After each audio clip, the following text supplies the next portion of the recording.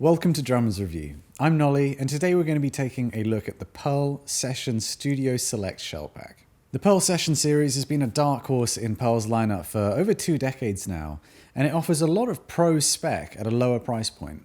These new Studio Select shells are a return to the original recipe, which was a birch and mahogany mix, but now in a thinner 5.4mm 6-ply shell format, and also lifting the 60-degree outer bearing edge cut from the Masterwork series. The shell pack that we have here today is in fusion sizes with a 20 by 14 inch bass drum, 10 by 7 and 12 by 8 inch rack toms, a 14 by 14 inch floor tom, and we also have the matching 14 by 5.5 inch snare drum. Now the shell pack on its own sets you back about £1,200, although we don't yet have the RRP, and if you wanted the matching snare with that would be about another £200 on top. With Pearl emphasizing both the punch and warmth of these drums in their literature, we were really keen to dig in and see what they sounded like. But before we go any further, let's check out a few more sound clips and then come back for some discussion.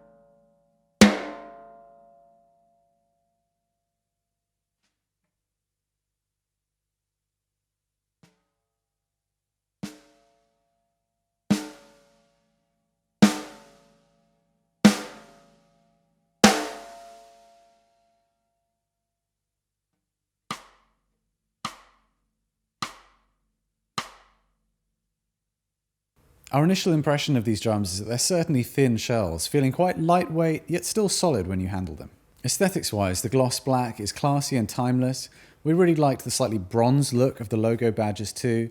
And finally, the mahogany interiors of the shells add a beautiful detail that sets them apart from the crowd. The Session Studio Select drums come fitted with Chinese-made Remo UT series heads, with something like a clear pinstripe over ambassador set up on the toms.